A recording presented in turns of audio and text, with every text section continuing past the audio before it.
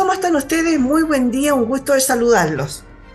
Ustedes saben que el Consejo Constitucional alcanzó un consenso hace unos días para establecer un cronograma de trabajo relacionado con las enmiendas del anteproyecto de la Comisión Experta.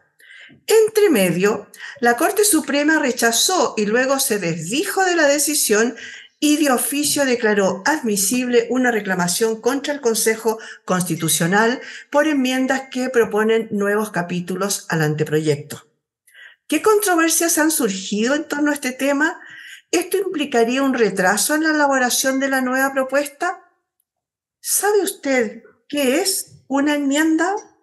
Vamos a conversar con el abogado Gaspar Jenkins, magíster en desarrollo regulatorio y profesor investigador del Centro de Justicia Constitucional UDD. ¿Cómo estás, Gaspar? Muchas gracias por recibirnos. Buen día. Buenos días, Miriam. Un gusto compartir contigo nuevamente. Sí, pues oiga, un gusto de que usted en realidad nos haya aceptado porque aquí hay una cuestión básica. Partamos a ver qué es una enmienda constitucional, porque hemos escuchado hablar de las enmiendas típicas norteamericanas, ¿no es cierto? Que es a una constitución que no se ha cambiado, sino que aparecen estas enmiendas a la constitución. Pero en este caso es para una constitución nueva. ¿Qué es una enmienda constitucional? Bueno, las enmiendas lo que buscan es generar una modificación o una adición a un texto que ya está previamente escrito. En el caso de la Constitución norteamericana, las enmiendas son justamente adiciones, ¿cierto? Son artículos nuevos que se les fueron agregando a la Constitución. Allá la Constitución norteamericana no tenía originalmente derechos, entonces las enmiendas fueron agregando derechos.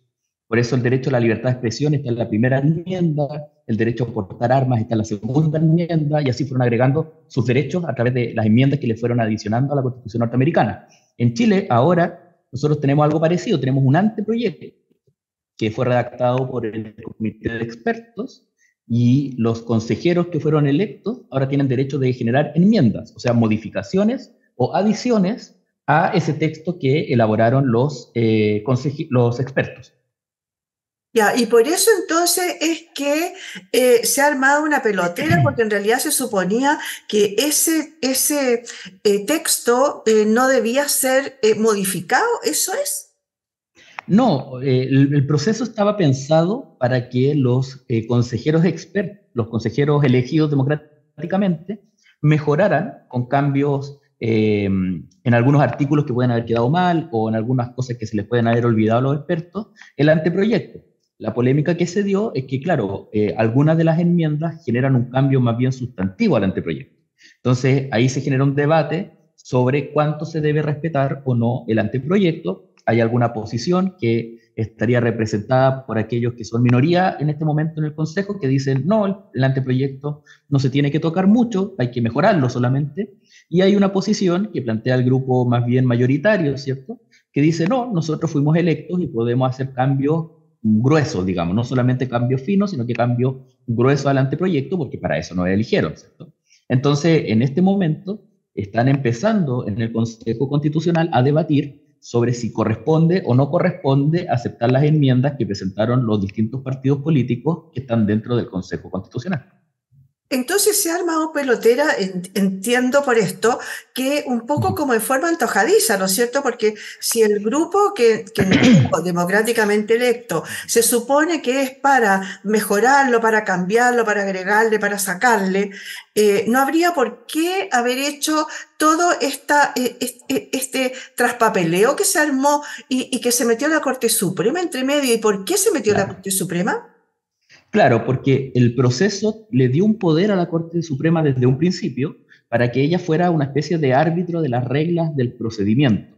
Acuérdense que hay otro órgano, que es el Consejo Técnico de Admisibilidad, que es un tercer órgano, que es el árbitro, pero del fondo, ¿cierto? De algunas decisiones que se tienen que tomar. Pero del procedimiento es la Corte Suprema, y aquí un grupo de consejeros, que en este caso representan al bloque oficialista, por decirlo en términos amplios, ¿cierto? Desde la democracia cristiana hasta el Partido Comunista, consideraron que el ejercicio de presentación de enmiendas que realizó especialmente el Partido Republicano y también algunas enmiendas que firmaron la UDI y RN con Evópoli, estarían generando una contravención, una negación a una de las reglas procedimentales, porque ellos interpretan que las reglas procedimentales, el reglamento, solamente permitía presentar enmiendas a artículos, pero estos grupos republicanos y UDI-RN presentaron también unas enmiendas para crear capítulos.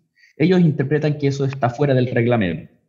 Entonces, consideran esa interpretación y consideraron lícito ir ante la Corte Suprema. La Corte Suprema, en una primera resolución, dictaminó la inadmisibilidad porque faltaba un documento que tenía que emitir el secretario del Consejo. Ese documento se lo consiguieron, se realizó una especie de apelación, una reposición en términos jurídicos, y la Corte Suprema acogió esa reposición y dijo, bueno, ahora que sí me acompañaron el documento, podemos continuar con la tramitación.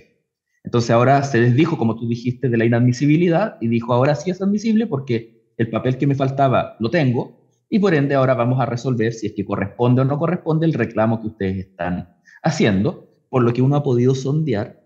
Lo más probable es que la Corte Suprema debiera rechazar el reclamo porque existirían buenos argumentos para decir que no existiría impedimento para crear un nuevo capítulo, porque ellos fueron elegidos democráticamente para justamente presentar las enmiendas que consideran representan a sus votantes, ¿no?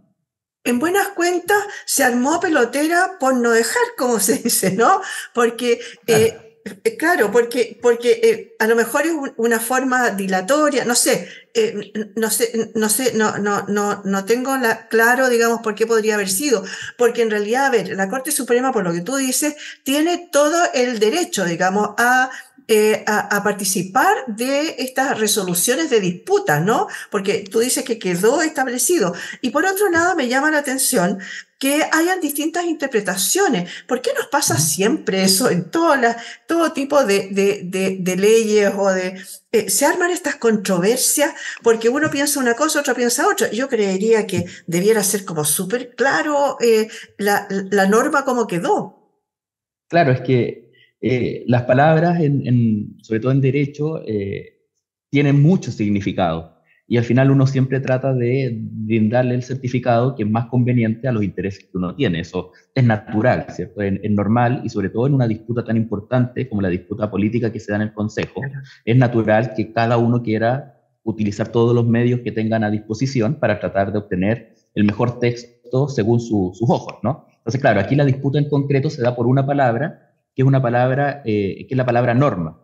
La interpretación del caso se da si la palabra norma permite o no incluir ahí capítulos, porque el reglamento dice se puede presentar enmiendas a normas, y la teoría normal o la regla general diría que sí, que los capítulos son parte de las normas que se pueden cambiar. Otros dirían no, las normas son los artículos en específico y los capítulos no son artículos en específico. Entonces, por eso una disputa como del significado de la expresión. Por eso es reglamentaria y por eso es más técnica y se conoce por la Corte Suprema, que debiera resolver no políticamente, sino que en interpretación jurídica, decir la palabra norma significa esto, por ende acogemos o rechazamos el reclamo correspondiente. Oye, ¿esto implicaría de alguna manera no un retroceso, un retraso en el proceso? De alguna manera, a lo mejor se van a ver pillados, igual como en la convención anterior, ¿no es cierto? En la que a última hora era un pasar rápido. ¿Podría implicar lo mismo? En este caso no, porque, o sea, ellos tienen un problema de tiempo igual, los tiempos son muy acotados y los van a tener igual, pero no con la Corte Suprema porque ya ella decidió no suspender nada, o sea, tramitar en paralelo, por decirlo así. Entonces, en el caso de que la Corte acoja, que sería el caso, porque si rechaza no pasa nada, ¿cierto? Todo continúa igual, como si nada hubiera pasado, pero si acoge, a lo más impediría que esas enmiendas se voten. Y la votación es a finales de agosto y la Corte Suprema debiera resolver entre esta y la próxima semana, o sea, va a resolver antes. Entonces, cuando llegue el día de la votación, ya se sabe si se pueden votar esas enmiendas o no. O sea, igual están trabajando en forma paralela, digamos, mientras tanto, ¿no? Mientras tanto se Exactamente. resuelve. Oye, y hablemos un poquito, a ver si tú nos pudieras hacer un panorama general sobre cuáles son las enmiendas que se están presentando, que sean tan graves, digamos, como para haber provocado todo este problema. Sí, bueno, existen un grupo de enmiendas principalmente presentadas por los grupos o los partidos políticos vinculados con la derecha, ¿cierto? Porque fueron las que presentan cambios más sustantivos al anteproyecto. El bloque oficialista presentó muy pocas enmiendas, en total se presentaron 1000 y fracción de enmiendas, y el bloque oficialista presentó 180. O sea, son casi 800 enmiendas presentadas por la derecha. Entonces, al final, el debate que se está teniendo en el espacio público es más bien por las de la derecha, porque las de la izquierda son cambiar comas, cambiar palabras, son muy menores. Y de las enmiendas que presentó la derecha, y con esto estoy hablando tanto de republicanos como RN y Evópoli, claro, hay algunas que son restablecer cosas que están vigentes en la Constitución actual y que no están en el anteproyecto, como por ejemplo esta idea del sistema de ISAPRES o mecanismos para generar un financiamiento a la salud, que la Constitución actual lo contempla, el anteproyecto no, lo sacó las ISAPRES, digamos, del texto constitucional, y ahí hay una norma que es muy parecida al texto actual, entonces tienen un debate sobre si eso trae como consecuencia tener que salvar a las ISAPRES, todo ese debate público. Hay algunas que son más valóricas, ¿cierto? Como por ejemplo la norma que protegería la vida de que está por nacer, ¿cierto? Y se ha generado ahí una discusión respecto a si eso haría inconstitucional o no la ley que actualmente despenalizó el aborto en 3 causales, ¿cierto? Entonces ahí hay un debate, eso no está en el anteproyecto, pero con la enmienda se agregaría y generaría un debate que principalmente para la izquierda es muy sensible. Y también hay algunas más polémicas, como la de la liberación de los presos que son mayores de 75 años, porque por las cifras que dio el Ministerio de Justicia, los principales grupos de personas beneficiadas de aprobarse esa medida serían, por un lado, aquellas personas que están en este momento condenadas por crímenes de lesa humanidad, ¿cierto? Lo cual es muy sensible para la izquierda, y por otro lado, personas que son condenadas por el delito de violación. Entonces también es muy sensible para las mujeres en términos generales. Entonces, claro, son medidas que son polémicas, que generan algún grado de conversación mucho más profundo y que justamente el lunes de esta semana, de la próxima semana, empiezan a discutir ya en detalle. Hasta el momento están teniendo acercamientos, negociaciones, pero desde el lunes empiezan a conversar ya con un poco más de fineza, por decirlo en términos coloquiales, ya una a una las enmiendas para, después de 2 semanas de conversación, empezar a votarlas para ver cuáles realmente van a ser acogidas por el Consejo y cuáles van a quedar fuera, porque una cosa es que se hayan presentado y otra cosa es que sean las que realmente queden. Claro que sí. Oye, ahí además viene el tema de las fuerzas políticas, ¿no? De cómo están relacionadas ahí y se teme de alguna manera que las fuerzas políticas que tienen mayoría pasen una especie de aplanadora, como se habló en algún Claro. momento, ¿no? Y yo creo que por eso a lo mejor ha creado tanto revuelo. ¿Existen límites o restricciones en cuanto a los temas que puedan ser abordados mediante estas enmiendas? Me refiero a que yo me acuerdo que se habló de que habían hecho un marco del cual no se podía salir. ¿Hay alguna de estas enmiendas que Exacto. se salga de este marco? Bueno, aquí volvemos a lo que hablábamos al principio, es la interpretación que damos de esas bases, ¿cierto? Las 12 bases plantean algunos puntos que podrían ser, según algunas interpretaciones, rotas o quebradas de aprobarse alguna de estas enmiendas. Tal vez la más clara de ellas es una enmienda, hay una base que dice que la nueva propuesta tiene que proteger los derechos de niñas, niños y adolescentes, tiene que preocuparse de proteger a los niños, a las niñas y a los adolescentes, ¿cierto? El problema es que hay una enmienda específica que presentó el Partido Republicano que define, a los menores de 18 años como niños. Y decir que las personas que tienen 17 años hacia abajo son niños, desconoce al adolescente, como que lo suprime del texto. Entonces hay algunos que están diciendo, oye, este concepto no calza decir que un menor de 18 años por ese hecho es niño, porque el concepto de adolescente también son menores de edad y no son niños, tienen un estatuto distinto en el derecho chileno.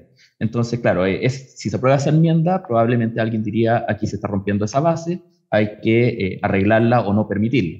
Esa sería una como las más evidentes. Hay algunas que ya son más interpretables, como por ejemplo la enmienda de la ISAPRE que hablábamos recién, para ver si es que calza o no calza con la definición de Estado social, que es otra de las bases que plantean las reglas de este proceso, ¿cierto? Pero esa ya es un poco más interpretable, va a depender de cómo se entiende el concepto de Estado social, y ahí volvemos a la conversación más jurídica de cómo interpretamos las palabras. O sea, para mí entender, esas son como las más importantes, ¿no es cierto? Las que son de fondo, las que, como Claro. partiendo por la definición, por ejemplo, de lo que es un Estado social. Oye, pero a ver, salgámonos un ratito de lo que se está haciendo ahora. Cuando se propone una enmienda, porque por lo que estoy entendiendo, nosotros hemos hecho varias entonces a la Constitución que se han ido cambiando, a la Constitución actual me refiero. ¿no? Lo que pasa es que la palabra enmienda apareció ahora, recién, Sí. como algo nuevo, como que era terrible, ¿no? Eh, Cuando estamos pensando en la constitución actual, no en el proyecto nuevo, ¿qué tan importante es equilibrar la necesidad de enmendar una constitución y mantener el equilibrio o coherencia a lo largo del tiempo? Porque la nuestra ha sido cambiada y mucha gente dice que hoy día ya no es coherente porque está llena de parches en buenas cuentas. ¿Es tan así? Sí. A ver, lo que pasa, y esto no es algo que le pase solo a Chile, es algo que pasa en todos los países, es que las sociedades van cambiando, ¿cierto? Es normal, apareciendo nuevas tecnologías, van apareciendo nuevas miradas de sociedad, nuevos partidos políticos, grupos, etcétera, y por ende las constituciones que son creadas en un contexto concreto a veces se van quedando más chicas. Y eso significa que para no cambiarlas completamente se hace alguna reforma, que es lo que nosotros normalmente utilizamos para mencionar a las enmiendas, ¿cierto? Sería un sinónimo, ¿cierto? Eh, entonces, claro, nosotros, la Constitución chilena actual, tuvo una reforma muy importante el año 89 y se debió justamente porque, claro, cuando se creó la Constitución el año 80, había una forma de entender la sociedad, un régimen político concreto, y el año 89 empezaba otro, y por ende la Constitución tenía que adecuarse a esta nueva transición, ¿cierto? Tenía que habilitar la transición democrática. Después, el año 2005 pasó algo parecido, ¿cierto? Hubo un cambio importante de las fuerzas políticas, se hizo necesario romper algunas reglas, crear otras reglas, actualizar la Constitución, y se hizo la gran reforma que lideró el presidente Lagos, ¿cierto? La presidenta Bachelet también impulsó una reforma importante, sobre todo en materia de sistema político, ¿cierto? Eliminó el binominal, ¿se acuerdan? Le dio voto a las personas que están en el extranjero. Todos esos cambios son sustantivos y generan la necesidad de modificar el texto constitucional. Lo que pasó en 2019 fue que la clase política, para darle una respuesta al movimiento social que estábamos viviendo, consideró que no bastaba dar una pequeña reforma al texto constitucional como lo habíamos hecho antes, sino que había que hacer una constitución de nuevo, y por eso entramos al proceso de la convención constitucional. Claro, no resultó, pero el presidente y los partidos políticos actuales consideraron que con eso no se agotaba el impulso, por decirlo así, y habilitaron el proceso que estamos hoy en día. Entonces, claro, estamos en este periodo donde la reforma, la enmienda al texto vigente, pareciera que la clase política considera que es insuficiente, y por eso ahora queremos hacer un cambio completo, o eso se está interpretando, ¿cierto? Pero claro, nosotros enmiendas hemos tenido, la Constitución del 25, por ejemplo, tuvo una serie de enmiendas, tal vez la más importante, el denominado Estatutos de Garantía, que fue el pacto que hizo el presidente Allende con la democracia cristiana, no sé si se acuerdan, que fue lo que permitió que Allende asumiera el poder, ¿cierto? Eso fue una reforma constitucional. Lo mismo en la Constitución del 33, en los años 60, se hizo la gran reforma liberal de la Constitución del 33, en donde personas como Lastarria o grandes pensadores de esa época dijeron: esta Constitución es muy rígida, necesitamos generar libertad de expresión, libertad de pensamiento, y hay que empezar a ampliarlo un poco, y también fue una reforma profunda. O sea, reformas siempre van a haber a las constituciones, eso es lo más normal. Oye, respecto de eso que tú dices recién, de que si eran más rígidas o no, o tienen mayor permisibilidad, me acuerdo, por ejemplo, de Nicolás Maduro, cuando dijo que su constitución era un libro de este porte, ¿no? No sé qué tan restrictivo o qué tan permisivo, lo permite todo, no permite nada. Y lo otro que te quiero preguntar es, en el caso de la Constitución actual, ¿quién hace las enmiendas? Son el Congreso, ¿verdad? Obviamente partiendo por el Poder Legislativo, no, el Poder Ejecutivo. Ejecutivo, perdón. ¿Sí? ¿Es así? No, actualmente puede ser o el presidente o el Congreso, pueden ser cualquiera de los dos los que Ya. impulsen el inicio de una discusión.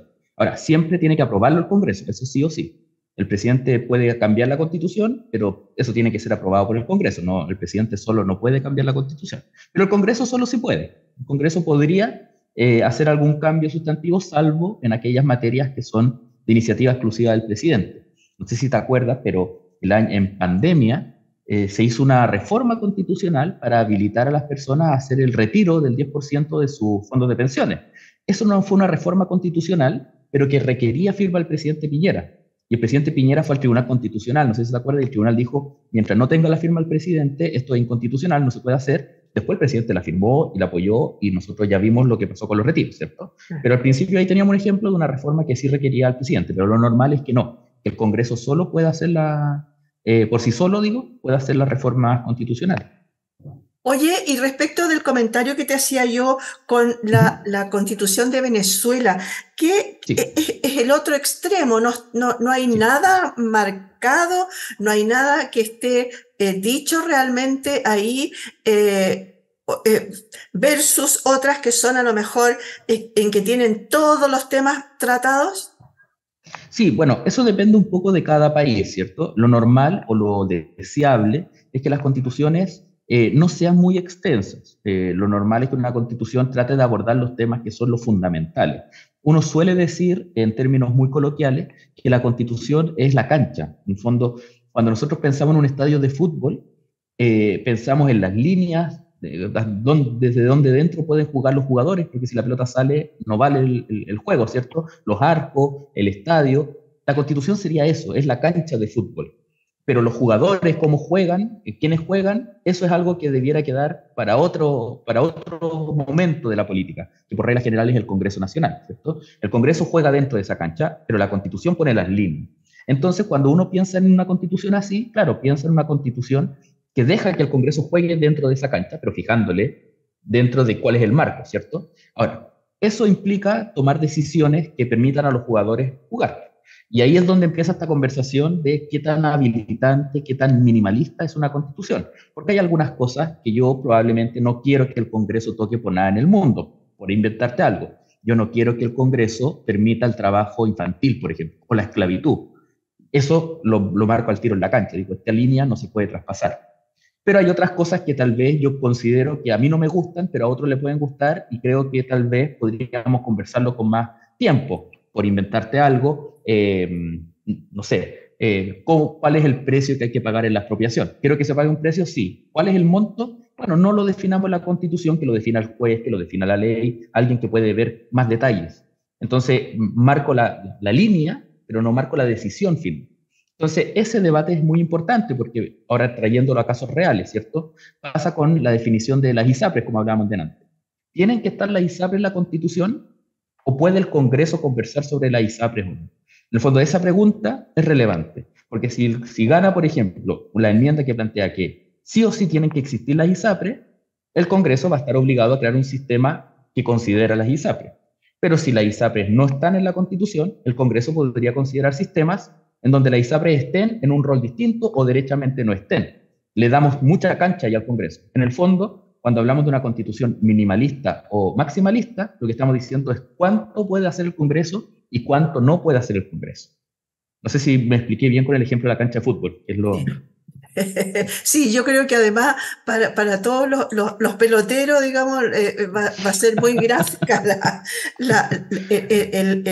el ejemplo, ¿no es cierto? Oye, pero por otro lado, siguiendo con el ejemplo que tú dabas recién de las ISAPRE, a lo mejor, no sé, mi interpretación, no habría que decir sí, deben existir de todas maneras, sino que definamos más bien cómo es el tema del sistema de salud dentro de la Constitución, o cómo va a ser un sistema, si es elegible, por ejemplo, el tema de las AFP, llámense AFP o llámense como quieran, ¿no? Pero cómo son los sistemas, más bien no sería ahí. El problema es que todo lo otro tendría que definirlo el Congreso, ¿no es cierto? Claro, y ahí se genera una conversación que es interesante, porque y esto lo vivimos en la convención también, que es normal, porque cuando uno tiene el poder, se da cuenta de que uno quiere que ejerzan decisiones como a uno le gustarían, ¿cierto? Entonces, la verdad aquí es cuánto confiamos en el Congreso Nacional para tomar estas definiciones que son importantes, ¿cierto? Algunos dicen, pucha, que los políticos no son buenos, no nos han resuelto los problemas, tenemos que ahora aprovechar de amarrar esto en la Constitución. Y claro, puede ser una opción, ¿cierto? Y definimos de inmediato el sistema de salud, por ejemplo, en la Constitución. El problema es que si falla esa técnica, nos va a obligar a hacer una reforma constitucional para cambiarlo. Y eso, por regla general, tiene quórum mucho más alto, porque las constituciones hay que cuidarlas y hay que tratar de no tocarlas mucho. Uno le puede hacer reformas, pero por regla general son reformas cada 5 o 10 años, digamos, no son reformas todos los días. Entonces, claro, si el sistema de salud no funciona, chuta, vamos a tener un problema tal vez mayor, porque va a quedar perpetuado y eso genera un malestar social que puede ser peligroso. Entonces, algunos dirían, mejor tomemos las decisiones más gruesas, las que sí o sí vamos a estar de acuerdo, y los detalles mejor que que los haga la ley y el presidente, que pueden tener más dinamismo, pueden ir cambiándolo, pueden ir probando, aunque suene feo, ¿cierto? Pero muchas de estas cosas tienen que ir resolviendo problemas que van apareciendo a lo largo del tiempo, ¿cierto? Por ejemplo, el caso de la ISAPRE. Nosotros cuando implementamos el sistema de ISAPRES el año 86, nunca pensamos que el 2023 iban a estar casi todos en quiebra. Y tenemos un gran problema, ¿cierto? Pero claro, la Constitución, como tiene una decisión tomada respecto a la ISAPRE, nos impide tomar decisiones de política pública distintas que permitan o salvarlas o derechamente decirle, bueno, si quebraron es porque hicieron mal el negocio, demos vida a nuevas instituciones, a nuevos sistemas de salud. ¿Me entiendes? Como que está amarrado por la Constitución. Entonces, eso nos puede generar problemas. Los alemanes, por ejemplo, decidieron que estos temas que son tan variantes no queden en la Constitución. O sea, ellos fueron más drásticos. Por ejemplo, derecho a la salud, usted no lo encuentra en la Constitución, porque dicen, esto es algo del día a día, tenemos que permitir que aquí la cancha sea lo más grande posible. Otros países han tomado la decisión contraria, dicen, no, esto es tan sensible que tenemos que tener un bloque muy, muy resguardado, y lo otro lo conversamos. Pero este bloque sí o sí tiene que apuntar hacia allá. Esa es una discusión que es difícil de responder, porque depende mucho de cuánto nuestros constituyentes, los que están haciendo la Constitución, confían o no confían en el presidente. No me refiero al presidente Boric en concreto, sino que a la institución presidencial y en el Congreso Nacional para enfrentar estos problemas en el futuro. Oye, pero yo creo que también ahí la ciudadanía tiene algo que decir, porque resulta que en las últimas encuestas los políticos y la clase política en general y el Congreso es la segunda institución menos aprobada que sale en esta encuesta. Entonces, a ver, ahí también dejarle todo al Congreso, y por otro lado, como dices tú, los quórums se suman, aparte de eso, los tiempos, ¿no? Siempre se ha dicho que, bueno, ¿cuánto tiempo estamos esperando una reforma de pensiones, por ejemplo, o una reforma? También se está hablando del tema salud hace mucho rato. Entonces, claro, a lo mejor habría que aprovechar el momento como para dejar un poco rayado, mejor rayada, digamos, la cancha, ¿no? Esa es la posibilidad que tenemos ahora, ¿cierto? La tuvimos en la convención, la tenemos ahora, estamos en un proceso en donde justamente tenemos que tratar de fijar reglas, pero reglas que sean gruesas, porque son bienes importantes estos, ¿cierto? Son tal vez las decisiones más importantes del país, las que están en la Constitución, pero por eso mismo tienen que también ser compartidas. Y por eso ha generado tanto, volviendo a la pregunta más original, por eso ha generado tanta polémica el tema de las enmiendas, porque justamente muchas de estas enmiendas hablan a un segmento de la población, que fue el segmento que sacó mayoría, ¿cierto? Pero el otro segmento de la población dice, chuta, nos sentimos un poco como lo que pasó en la convención, ¿cierto? Donde también hubo una mayoría muy grande que excluyó a una minoría, y después el pueblo chileno, cuando vio el resultado, dijo, es que aquí no estamos todos, hay que rechazar. Claro, Y claro. lo mismo podría llegar a pasar, pero ahora a la inversa, ¿cierto? Como que terminemos con un texto aprobado por la mayoría que tenemos en el Consejo Constitucional, pero que después el pueblo de Chile diga, es que yo no me veo representado en este texto que me están presentando y voy a volver a rechazar. Eso sería una derrota muy importante, porque serían dos procesos constituyentes frustrados, ¿no? Eso a Tirado a la nivel basura. internacional nunca ocurrió, claro, y nunca ocurrió a nivel internacional. Ha ocurrido que se ha rechazado uno, pero el segundo se aprueba. Nunca le ha ocurrido, por lo menos yo no conozco experiencias internacionales donde tengamos dos procesos rechazados. Oye, pero es difícil que con un ambiente tan polarizado como hay acá en Chile en este momento queden todos contentos, ¿no es cierto? Yo creo que Exacto. igual, obviamente, tiene que haber, no sé, de alguna manera ceder por ambos lados, porque si no vamos a seguir en esto para toda la vida y es un tema de que ya se perdió la credibilidad, ¿no es cierto? Ya la gente incluso ni siquiera saben qué es lo que están en este momento los constitucionales. Muchas gracias, Gaspar, por haber estado hoy día con nosotros.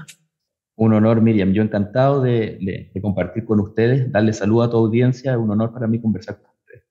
Oye, no, por favor, el honor es nuestro de todas maneras. Conversamos con Gaspar Jenkins. Él es abogado, magíster en desarrollo regulatorio, profesor investigador del Centro de Justicia Institucional de la UDD. Muchas gracias por haber estado hoy día con nosotros en este punto de encuentro.